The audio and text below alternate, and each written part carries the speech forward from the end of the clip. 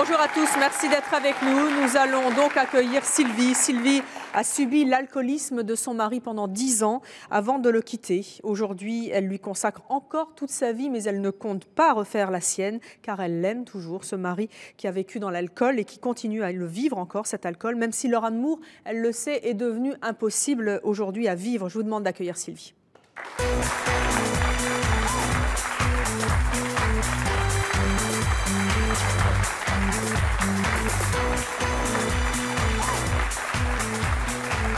Bonjour Sylvie.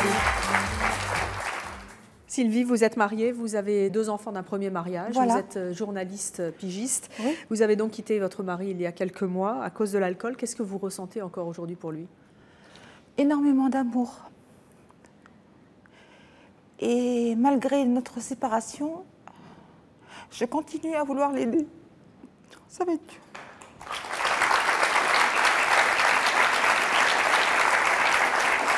On sent que c'est difficile pour vous de parler de cela, car vous venez de quitter votre compagnon, votre mari. Oui.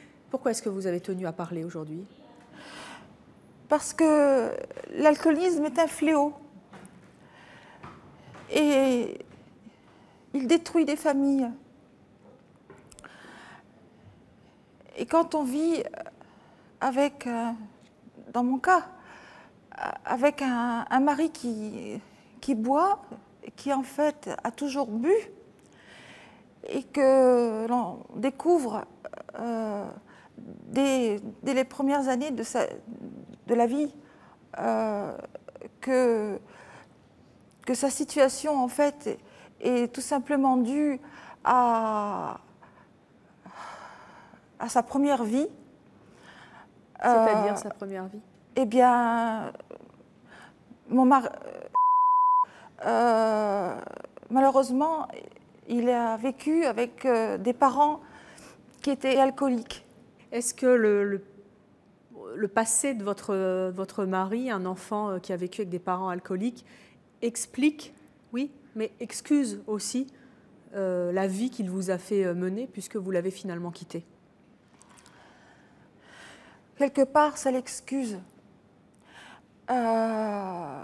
Parce que il faut, quand on aime quelqu'un, quand on tient vraiment à quelqu'un, eh bien on ne peut pas le rejeter. On essaye de comprendre. Mais il tient à vous aussi, il aurait pu arrêter, non? Oui. Combien d'années d'alcool d'ailleurs, Sylvie? Pardon? Combien d'années d'alcool à son actif, votre mari? Toute sa vie, quasiment? Toute sa vie. Bon, à partir de l'âge de l'adolescence, un peu 17 plus. ans. 17 ans. Et son premier mariage, d'ailleurs, a été détruit à cause de ça. Est-ce qu'il a conscience qu'il vit dans l'alcool? Bien sûr. Il a conscience que vous menez, à cause de lui, une vie insupportable? Oui. Comment est-ce que vous arrivez à continuer à aimer cet homme, Sylvie? Honnêtement. Il est en moi. Il est en moi. Malgré tout. On est comme un frère et une sœur. Mais ça n'est pas comme votre des frère. siamois. On ressent les mêmes choses. On est des battants tous les deux. C'est quelqu'un, s'il ne boit pas, il est merveilleux. Et quand il boit? Il est violent. Il boit beaucoup? Oh oui, C'est énormément. Du whisky. Une fois, il me reprochait d'avoir trop... Parce que comme je suis en longue maladie, j'ai dû arrêter de travailler. Donc, il a fini par me reprocher que c'était lui qui ramenait l'argent à la maison. Et bien sûr, des reproches sur les courses, que je faisais trop de courses. Et un jour, j'ai demandé à ma copine, chez qui je vais au magasin, de me donner les tickets. Et un à un, j'ai repris les tickets et j'ai fait des colonnes. Whisky, pastis, les courses et le divers pour les chiens et les chats. Parce que c'est vous qui lui achetez l'alcool? J'allais faire les courses pour la maison. Sur un mois, il y avait 300 € de whisky. Vous lui avez dit? Bien sûr, je lui ai montré. Il a compris, il a réalisé? Il a détourné la tête, il n'a pas répondu. Aujourd'hui, vous avez quitté cet homme, mais vous consacrez encore votre vie à lui. Ça se traduit comment? Qu'est-ce que vous faites pour lui? Eh bien, étant donné que je suis, comme vous l'avez dit, journaliste dans ma région, j'ai donc le journal tous les jours. Et quand j'étais à la maison, bien sûr, c'était pratique. Comme ça, il pouvait lire les nouvelles et me dire ce qu'il pensait de mes articles. Et là, je continue. Alors, je lui apporte, s'il est là, on se voit, on discute un peu suivant son humeur. Parce que si son humeur est bonne, on peut rester 1 heure, voire 2 heures ensemble. Si elle n'est pas bonne, je pars de suite. Je dépose le journal et je m'en vais. Et quand vous partez de la maison, qu'est-ce que vous ressentez? Beaucoup de peine. Parce que je vois dans son attitude quelque part, il est malheureux. Mais il est trop fier, il ne veut pas le montrer. Il ne veut pas. Il joue l'orgueilleux, le fort, parce que c'est vrai qu'il est grand, fort, costaud. Donc, quand vous parlez de lui, on sent une espèce d'admiration sans borne pour lui. Oui. Comment vous le voyez, votre avenir? Honnêtement. Moi, je garde l'espoir, tout simplement. Comme je lui ai encore demandé, et que encore hier, je lui ai donné, dans le journal, je lui ai mis un mot avec un centre de thérapie où il pouvait aller pour discuter avec des thérapeutes. Je lui donne pour essayer qu'il y ait un déclic et qu'il accepte de se soigner. Vous les croyez encore, ces promesses? Oui, j'espère toujours. Jusqu'à quand? Ah, mais je me battrai jusqu'au bout. Jusqu'au bout? Jusqu'au bout. Vous y croirez jusqu'au bout? Jusqu'au bout. Il n'y aura jamais d'autres hommes? Jamais, jamais. Jamais. Non. Mais pourquoi? Il le sait. Ça doit le rassurer. Jamais personne ne le remplacera. Jamais. Parce qu'il a trop de qualités. Il est gentil, il est courageux, il est très intelligent.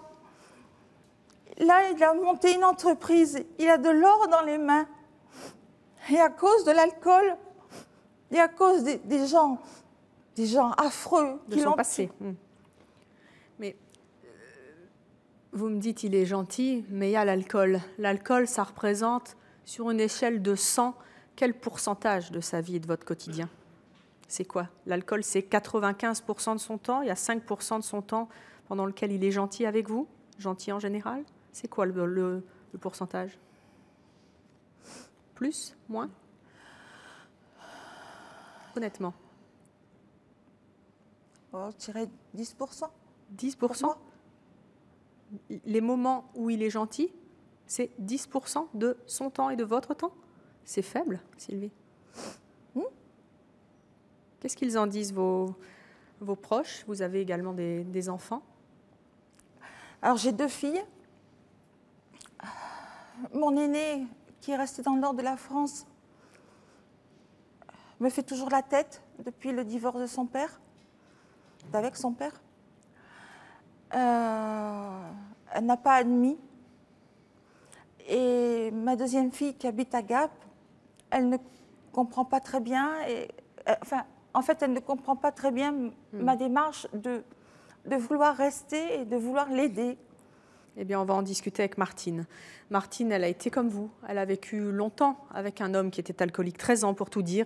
Et puis un jour, comme vous, elle a décidé de partir, de le quitter. Mais elle, cette fois, elle l'a quitté pour de bon, sans jamais revenir. D'après elle, un homme alcoolique ne change jamais. Et il faut, non pas comme vous, penser à lui, mais penser d'abord à soi en partant. Voici Martine.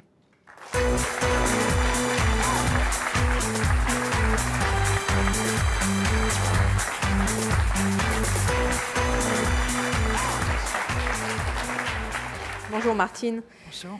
Vous avez 52 ans, vous êtes divorcée aujourd'hui, vous avez un enfant. Vous avez entendu le témoignage très, très émouvant de Sylvie. Qu'est-ce que vous avez envie de lui dire? Il faut partir et le laisser tomber, carrément. C'est votre vie qui est en jeu. Je sais que ma vie est en jeu. Je le sais très bien. Mais de toute façon, sa vie à lui aussi, elle est en jeu. C'est la vôtre d'abord. Lui, il va vous entraîner dans sa chute. Enfin, je ne suis pas du tout d'accord avec vous parce qu'on peut s'en sortir. Et malgré tous les sentiments que vous pouvez avoir pour cet homme, croyez-moi, la vie, elle est ailleurs. Vous pouvez vivre seul, vous pouvez vous en sortir seul. Vous êtes en train de vous amoindrir d'eux avec cet homme. Ce n'est pas possible. Vous vous rendez compte? Moi aussi, j'ai été frappée, j'ai été battue. Il a bien fallu un moment donné. Moi, je me suis sauvée, carrément. J'étais obligée de me sauver. Votre vie, elle est en jeu. Tout. Moi, personne ne m'a aidée. Je n'ai plus compté non plus sur personne. Je me suis sauvée avec ma fille. Martine, vous avez eu un lien très fort avec votre mari, comme Sylvie. Oui. Très fort. Vous étiez accro à lui. Moi, je me suis mariée contre l'avis de mes parents avec lui. Il avait 13 ans de plus que moi. Je ne savais pas la cause de son premier divorce. Je l'ai su après. C'était déjà l'alcoolisme. Donc, je ne l'ai pas su. Je l'ai su après. Et un an après, ma fille est née. J'ai eu des difficultés au départ à accepter. Le motif, j'étais très jeune, moi, j'avais que 21 ans. Ma fille est née, j'avais 22 ans. Je ne savais pas que c'était l'alcoolisme qui le rendait comme ça, aussi violent. C'est là que moi j'ai dit, c'est pas possible, ça ne peut pas continuer. Et je suis partie, je me suis sauvée avec ma fille et mes affaires. Comment se fait-il que vous aussi, vous avez été, entre guillemets, dedans pendant 13 ans 13 ans.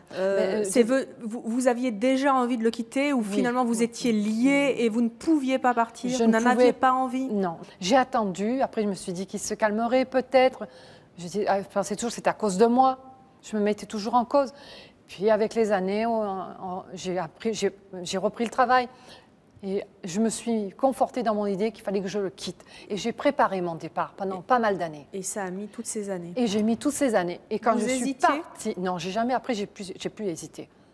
Et quand je suis partie, je suis bien partie. Et avec tout ce qu'il me fallait, et je ne me suis pas retrouvée à la rue. Et sans l'aide de personne. Il faut se battre maintenant, de nos jours.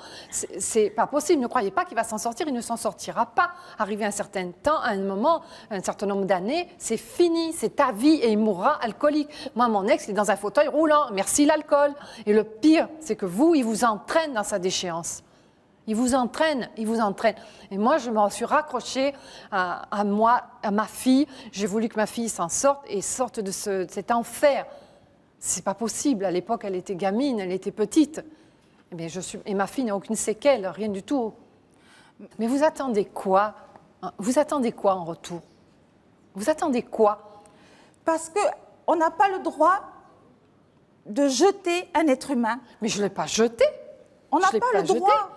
Chacun a le droit de vivre sa vie comme il l'entend. Et on demandera tout à l'heure à Jacques Rendu, qui est le président de l'association Alcool Assistance, si le type de réaction de Sylvie est assez fréquent. Ces femmes qui s'accrochent finalement et qui veulent continuer à aider leur mari alcoolique. C'est aussi le cas de Marie-Sylvie. Son mari a été alcoolique pendant 20 ans. Elle est toujours restée à ses côtés pour l'aider. C'est d'après elle la plus grande preuve d'amour qu'elle pouvait lui offrir. Elle va nous dire si cette aide, cet amour persistant a aidé son mari, si elle a été payée en retour comme le réclame Sylvie. Voici Marie-Sylvie.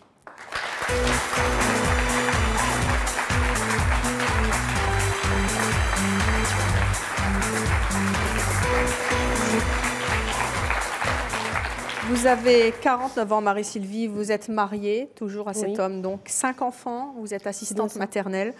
Vous avez entendu le témoignage de Sylvie, est-ce qu'il ressemble au vôtre? Oui. Votre mari buvait beaucoup, boit beaucoup? Ne boit plus. Ne boit plus depuis 10 ans.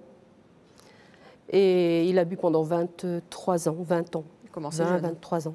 Il a commencé, il avait 21 ans à boire. Beaucoup, comme le mari de Sylvie et de Martine? Beaucoup, beaucoup. Il buvait jusqu'à 40 bières par jour.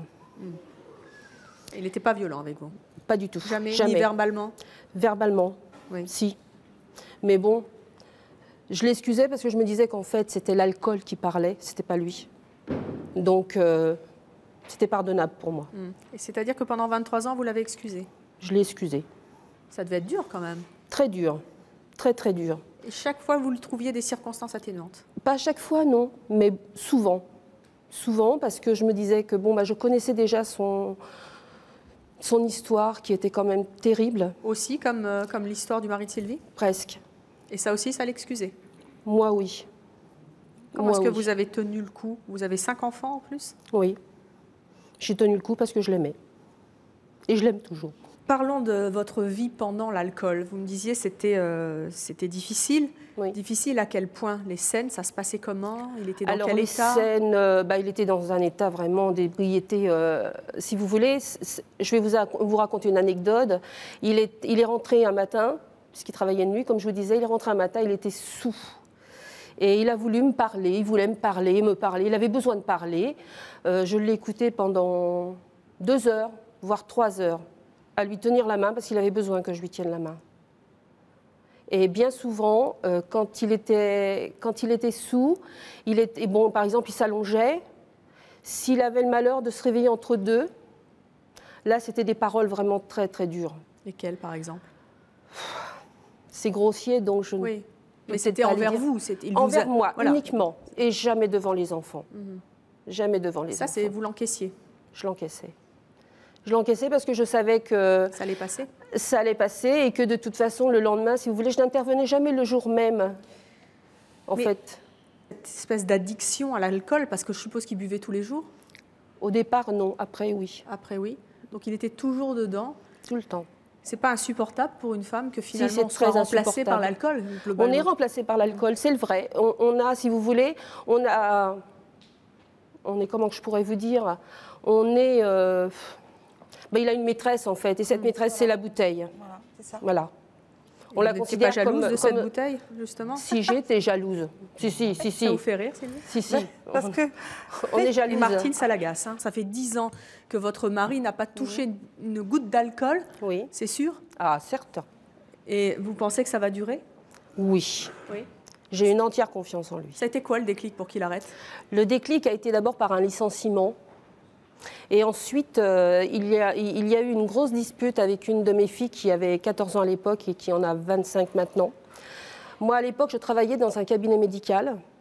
Il rentrait de nuit, toujours, il rentrait, il était 10h30, 11h, c'était un mercredi. La petite, je lui avais demandé de préparer le repas de son père.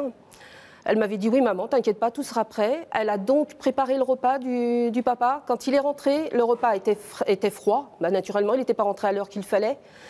Le repas était donc froid et il lui a reproché que son repas était froid. Et là, la petite est rentrée dans une colère furieuse en fait parce qu'elle a dit « Écoute papa, si tu n'es pas d'accord de la façon qu'on prépare, qu'on fait ceci, qu'on fait cela, si maman n'a pas le courage de te quitter, moi je quitte la maison. » Ça a été le déclic? Ça a été le déclic. Et il n'a plus touché un litre d'alcool. Jacques Rendu, vous avez entendu, il y a beaucoup de choses qui se disent sur ce plateau. Est-ce que d'abord, le type de comportement de Sylvie qui veut rester avec son mari, qui continue à l'aimer, qui a accepté longtemps les coups et qui serait prête à lui rouvrir la porte, c'est très fréquent chez les femmes qui vivent avec des alcooliques? Ce que je voudrais commencer par dire, c'est que là, on est en petit comité. D'abord, je veux vous remercier d'avoir abordé ce sujet à la télévision parce que, en fait, en France, il y a 1 500 000 malades dépendants de l'alcool. Il y a à peu près 2,5 millions de buveurs excessifs. Ça fait 4 millions de personnes. Et puis, autour de ces personnes, dans chaque famille française, il y a c'est la statistique nationale, il y a entre 2,5 et 2,7 personnes autour. Et quand on regarde bien, c'est intéressant que votre émission passe à la télévision parce qu'elle va concerner entre 10 et 12 millions de personnes. Donc beaucoup de personnes concernées par l'alcool. Tout à fait. Est-ce qu'il y a donc beaucoup de réactions comme celle de Sylvie? Chacune de ces dames a fait son choix et je crois que c'est très bien. Moi, je n'ai pas à prendre parti pour ce que dit Sylvie. Mais est-ce que c'est fréquent? Je ne vous demande pas de prendre position. Bien sûr, on respecte le choix de nos invités, c'est bien normal, mais on est là pour en discuter. Est-ce que c'est fréquent que les femmes qui sont touchées par l'alcoolisme de leur mari réagissent comme ça, restent dedans finalement? Je crois que la sanction de la rupture à un moment donné, quand on est impuissant devant l'alcoolisme de l'autre, est souvent salutaire. Et alors, est-ce qu'un homme qui boit, qui plus est violent, ne changera jamais? Est-ce que vous pouvez dire autre chose ou la même chose? Oui, je peux dire que j'ai changé en particulier. Vous avez été alcoolique? Oui, j'ai été alcoolique pendant un peu plus d'une dizaine d'années. Et violent? J'ai jamais été violent, ni physiquement, ni verbalement. Mais quand j'entendais tout à l'heure qu'il n'y a pas un homme alcoolique sur 1000 qui peut changer, je suis désolé d'affirmer tout à fait le contraire. Nous avons parmi nous un nombre très important de gens qui ont résolu leurs problèmes. Ce qu'il y a, c'est que je ne pense pas qu'on puisse résoudre leurs problèmes à leur place. Alors, il faut le faire soi-même. L'entourage, effectivement, supporte les conséquences d'une maladie. Vous avez dit, Sylvie, fléau tout à l'heure. Fléau, c'est la peste, c'est quelque chose qu'on ne peut pas guérir. L'alcoolisme, c'est autre chose. C'est véritablement une maladie qui se soigne. Alors, on va accueillir maintenant Nathalie. Son conjoint était alcoolique récidiviste. Il arrêtait, il reprenait, il arrêtait, il reprenait. Il est retombé de très nombreuses fois dans l'alcool. Aujourd'hui, elle y croit encore, mais c'est d'après elle la dernière fois. Et elle va nous expliquer pourquoi c'est la dernière fois. Voici Nathalie.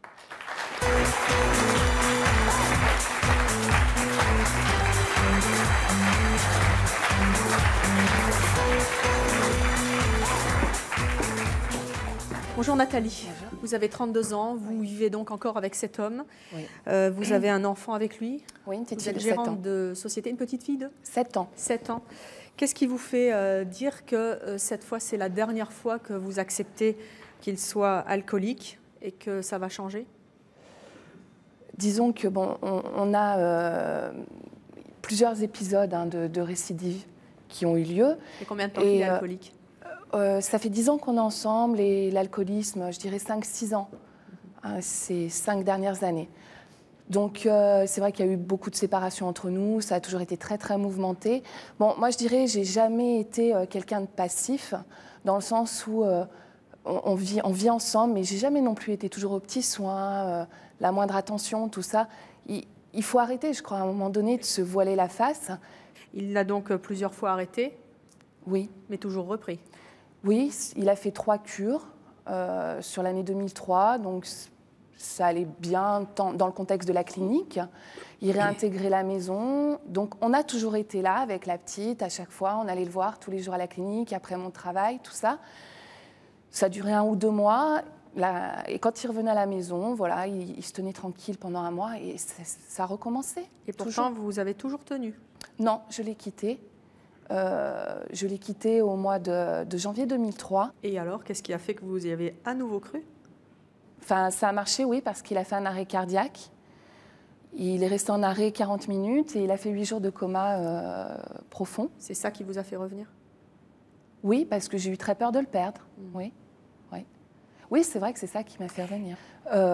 Mais c'est vrai que c'est très, très profond. Je veux dire, bon, je n'aurais aucun sentiment pour lui. Il ne serait pas revenu à la maison, donc ça fait 8 mois qu'il est revenu. Il boit encore? Non, il ne boit plus, non. Non, un des pactes, entre guillemets, qu'on a fait, c'est que j'étais prête à recommencer, mais sous certaines conditions. Je veux dire, bon, plus une goutte d'alcool. Parce que quand on est malade alcoolique, ben, il faut... Voilà, on ne peut plus dévier. Vous pensez qu'il va tenir? Je pense qu'il va tenir. Enfin, du moins, j'espère. J'espère, oui. Et s'il recommence? Je le quitte. C'est sûr? Ah oui. Vous avez pris votre décision? Ah oui. Si je sens qu'il est en faiblesse, qu'un jour ça ne va pas, d'ailleurs maintenant on arrive à en parler tous les deux, et on arrive à discuter, il est conscient qu'il avait un problème, parce que tout d'abord il faudrait que la personne soit consciente de son problème et qu'elle a envie de s'en sortir. Et je lui ai dit, si un jour tu sens que tu n'es pas bien, que ça ne va pas, que tu sens que tu replonges, viens m'en parler, on va prendre le devant, mais pas après. Pas après. Je veux dire, on a toujours été là avec ma fille, toujours. Non, pour moi, ce serait une grosse trahison. Oui. Comment est-ce que vous expliquez que Sylvie, elle n'est pas dans le même schéma que vous et qu'elle n'est pas prête à dire cette fois, c'est vraiment la dernière fois? La question que je voudrais te poser, c'est est-ce que vous avez des amis? Oui. Oui, qui sont proches, qui restent près de vous, qui arrivent à écouter toute votre souffrance, parce que j'imagine que vous en parlez quand même, de ce qui vous fait vivre. Qu'est-ce qu'ils disent, vos amis, puisque vous en avez?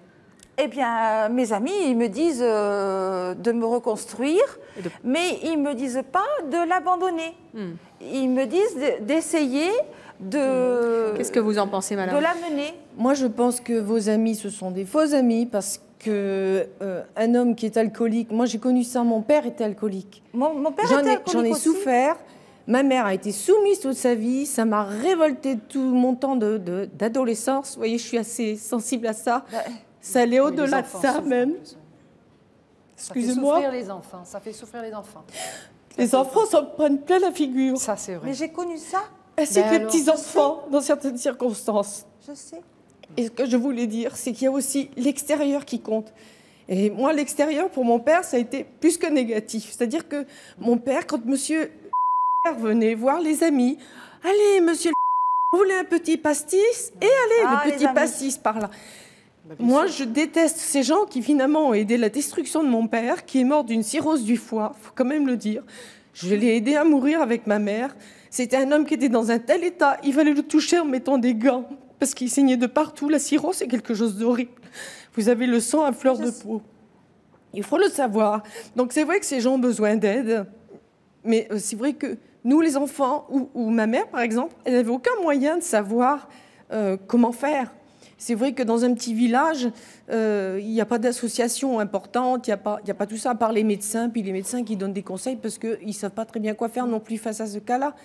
Ma mère, elle a été soumise toute sa vie à un alcoolique qui a été violent verbalement, qui a été au-delà, je ne veux pas en parler là parce que ça ne me concerne pas et que je ne veux pas faire de mal, je ne veux pas retourner le couteau dans la plaie. Mais il faut penser à vos enfants, aux petits-enfants, et il faut penser à toute la chaîne d'événements que ça a, la suite. C'est très important, ces gens qui sont malades de l'alcool. Je ne dis pas qu'il faut les obliger parce que le déclic doit venir dans leur tête. Mais quoi faire, je ne sais pas, c'est un peu difficile. Mais mon Mais il ne faut départ- pas non plus les supporter comme ça à bout de bras. Vous allez vous épuiser, vous allez... Je ne dis pas Tomber qu'il faut avec laisser lui. tomber non plus, mais il faut peut-être passer le relais dans un hôpital. Mais j'ai essayé, je Mais lui ai non, mais même dit dites pas dernièrement. que vous avez essayé, c'est où vous le faites ou vous le faites pas. Vous pouvez pas dire que vous essayez. Non, mais la C'est pas question est de possible savoir, est-ce que d'essayer. lui, Il il faut a envie le de se soigner, faire. quoi. Faites-le. Enfin, Vous allez absolument. dans un hôpital, ou vous allez à la police, ou je sais pas. Il faut déclencher le processus. J'en ai Ça fait parlé. trop de mal dans une famille, ça. J'en ai parlé à mon médecin traitant. Mais ils peuvent pas faire grand-chose à eux Ils tout ne seuls. peuvent rien faire. Mais non. Il doit décider de lui-même Ben oui, de mais se alors, justement, soigner. Mais Je vous attendez, propose vous qu'on avez accueille la maintenant notre prochain invité. Et c'est un homme qui est venu avec sa femme. Cet homme a été alcoolique pendant extrêmement longtemps. Elle l'a soutenu et il s'en est sorti. Sans elle, il n'aurait pas pu le faire d'ailleurs. Il va nous le dire sur ce plateau et il réagira certainement à vos propos. Voici François et sa femme Corinne.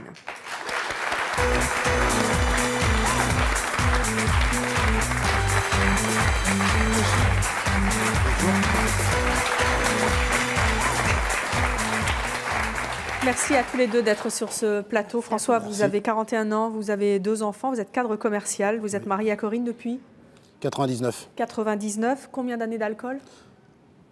25 ans. 25 ans d'alcool, vous avez J'ai commencé commencé à bien l'âge de jeune. 15 ans. Et à la fin, vous buviez combien par jour? En toute honnêteté, je ne regardais pas les quantités. Et vous Je les savais regardiez, que dans Corinne? un week-end, je pouvais boire entre 3 et 4 bouteilles de whisky et une bouteille de... Oui. Vous avez entendu le témoignage de Sylvie. Oui. Vous avez tenu grâce à votre femme. À l'amour. Et c'est vrai que le week-end de la Pentecôte 2000, j'ai commencé à boire du vendredi. J'ai pas arrêté jusqu'au lundi soir. Et là, c'est pas moi qui ai dit de dire à Corinne de partir, parce que c'était des insultes. C'était de dire t'es pas chez moi, c'est ma voiture, c'est mon fric. Tu fous rien. C'est Corinne qui a réagi.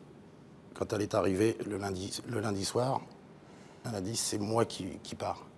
Là, tu me vois, je prends mes affaires, j'ai trouvé un appartement et je m'en vais. J'étais imbibé d'alcool de toute façon. Parce que, honnêtement, tout le week-end, j'ai fait que ça. Et arrivé à cette phrase, qu'est-ce qui s'est passé dans ma tête, je ne sais pas. Honnêtement, j'étais encore conscient. Je sais pas, je devais peut-être avoir 3 ou 4 grammes d'alcool dans le sang. Je me suis effondré, j'ai pleuré. J'ai demandé à Corinne, qu'est-ce qu'il faut faire? Elle m'a dit, il faut te faire soigner, c'est tout de suite. Si tu veux t'en sortir, c'est tout de suite. Elle m'a dit, si tu t'en sors pas, tu vois, ta bouteille, c'est ta copine. Moi, je m'en vais. Et elle me dit, c'est tout de suite, c'est pas demain. J'ai dit d'accord, on le fait tout de suite. Donc c'était le lundi soir de la Pentecôte. Elle a appelé le médecin de service. J'étais plus ou moins conscient. Parce que suite à ça, je me suis un peu vengé, même dans ma tête. J'ai été dans la cuisine, il restait une demi-bouteille de je l'ai bu cul sec. J'ai dit de toute façon, ça sera la dernière. Le dernier verre que je vais prendre. Le médecin est arrivé, on est resté à peu près 1 heure ensemble. Et il m'a fait hospitaliser tout de suite. Et ça a été le dernier verre? Oui. En tout cas, la dernière bouteille. Vous aviez déjà voulu partir avant, Corinne? Je pense que quand on subit, parce que j'ai entendu parler de femmes soumises, etc. Je ne suis pas une femme soumise, je ne pense pas, mais je pense que les gens qui boivent sont dans leur état, dans leur vie, dans leur monde, qui n'est pas du tout le monde réel dans lequel nous on vit. C'est vrai qu'on supporte beaucoup de choses, on subit, on entend beaucoup de choses, on est humilié, dégradé. C'est très très difficile de vivre comme ça, mais il faut savoir, il faut revenir là-dessus, c'est quand même une maladie, quoi. Donc faut. Comment vous avez tenu tant d'années face à l'humiliation? Je pense que j'ai. Bon, moi, il faut dire une chose, c'est que j'avais déjà vécu le problème. C'est-à-dire? C'est-à-dire que j'ai connu un homme dans ma vie avant François qui était alcoolique, mais moi à l'époque je ne connaissais pas le problème de l'alcool. Mes parents ne sont pas alcooliques, mes voisins non plus, je ne connaissais pas du tout. Et c'est un homme qui en est mort. Voilà. Donc quand j'ai rencontré François et que ce problème est arrivé dans notre couple, j'ai pu mettre un nom dessus déjà tout de suite. Et je me suis dit, c'est pas possible, qu'est-ce qui t'arrive ma pauvre fille? Tu ne vas pas recommencer, tu tombes toujours sur les mêmes personnes, tu le fais exprès. Enfin bref, ça vient à tête. Et après, j'ai pris le problème dans le sens inverse. Je me suis dit, mais attends, il y en a un qui en est mort. Tu n'as pas pu l'aider, tu n'as pas pu le sauver. Alors peut-être que cette personne, qui est François, qui est ton mari maintenant, et qui est là en face de toi, bah, c'est peut-être justement pour que tu puisses faire le nécessaire et puis l'aider. Donc je savais que l'alcool, c'était une maladie à cette époque-là, quoi. Vous avez tenu donc toutes ces années face à l'alcoolisme de votre mari. N'empêche que le déclic, ça a été la menace du départ. Vous ne l'aviez jamais fait avant? Non, non. Parce que monsieur, je ne me rappelle plus le prénom, François, était conscient quand même que bon, bah, il y avait un ultimatum et qu'effectivement, cette vie, c'était valable pour personne. Hein, et c'est pour ça qu'il a fait la démarche. Il y a eu l'ultimatum qui a déclenché, mais après, il y a eu aussi... Mais il ne faut pas dire aussi que cette démarche, elle est aussi facile que ça, parce que quand moi, je suis rentré en précure, je suis rentré dans un institut où il y avait tous les cas. Ah mais ça, je Donc, connais il y avait aussi, drogués, il y avait tout. Donc en fait, et pendant 1 semaine, j'ai été coupé complètement, on va dire, du monde et de la famille. Parce que déjà, il fallait que Corinne, elle, de son côté, se retrouve. Moi, de mon côté, c'est pareil. Et donc, à partir de là, il y a eu des soins qui ont été faits. Il y a eu cette attente, parce qu'il faut quand même le dire qu'en France, il y a très peu de centres anti-alcooliques. Ça fait combien de temps que vous n'avez pas touché une goutte d'alcool? Ça va faire 4 ans. 4 ans. Et j'ai été suivi par un psy, excusez-moi, Evelyne, j'ai été suivi par un psy, et le psy m'a toujours dit, François, il ne faut jamais franchir la ligne blanche. Moi, je me suis monté un mur devant moi, mais un mur où c'est lisse, il n'y a rien, il n'y a pas d'accroche, mais qui est très haut. Parce que j'ai une barrière. D'abord, j'ai une profession sur laquelle je suis très sollicité. Je suis constamment sur la route, je vis à l'hôtel, je mange au restaurant, je fais des inaugurations de magasins, je fais des salons, même à la porte de Versailles. Donc il y a toujours cette ambiance. Mais c'est à vous de me dire non. Qu'est-ce que vous pensez justement tous les deux du témoignage de Sylvie? On voit que Sylvie aime toujours son mari. Est-ce qu'elle fait bien de faire ça? Vous qui avez vécu, en plus qui êtes un homme qui avait été alcoolique, vous savez bien comment on réagit quand on est dedans. Écoutez, quand on est sous l'emprise de l'alcool, on est complètement dans un autre monde. On ne voit pas la réalité. On est vraiment dans son truc à nous. On ne décuite pas de la journée, de toute façon. J'espère que un jour, quand peut-être tu vas l'appeler au téléphone, qu'il sera lucide. Et j'espère qu'il aura regardé cette émission. Il y aura peut-être ce déclic, comme moi j'ai eu. J'aurais pu très bien pas l'avoir. Tout à fait. Mais c'est vrai que si vous n'avez pas ce déclic, c'est pas la conjointe ou le conjoint, parce qu'il faut quand même le dire, il y a aussi énormément de femmes qui boivent aussi. Parce que moi, quand je suis rentré en soins, j'ai été très surpris, sur 10 soignés, il y avait quand même 4 femmes. Et c'est vrai qu'on se pose la question. Mais par contre, par rapport à ça, moi je pense que c'est vrai que c'est une démarche. Sylvie a été critiquée. C'est son choix, elle l'aime, c'est son homme, elle ne veut pas revivre avec d'autres personnes. J'espère que ça aura ce déclic, de toute façon. Ça peut être demain, ça peut être dans 10 jours, ça peut être jamais. Ça peut être jamais aussi. Sylvie, qu'est-ce que vous avez envie de dire à votre mari s'il vous écoute aujourd'hui? Eh bien, je lui ai écrit un poème. Bon, je ne vais pas vous le lire en entier, parce qu'il est assez long quand même. Je vais simplement lui lire la fin, en espérant d'abord qu'il écoutera, qu'il regardera votre émission, parce que c'est vrai qu'il la regarde souvent. Il sait que vous êtes là, de toute façon. Je lui ai dit que je venais, oui, oui. Mais je ne sais pas s'il m'a cru. Il le verra. Hein. Moi, mon amour, je te demande de devenir sage. Je ne veux pas te tourner la tête. Je reste à t'attendre à la fenêtre. Oh, s'il te plaît, reviens-moi. Fais marcher haut dans le ciel ta sirène d'amour. Ouvre-moi tes mains de velours et retiens-moi, love-moi, dis-moi, la femme de ta vie encore, tout près, contre ton corps. Donne-nous cette chance, en retrouvant la paix de nos errances, cherchons ensemble le bon chemin, en nous tenant tous les deux par la main. Mais écoutez, un tel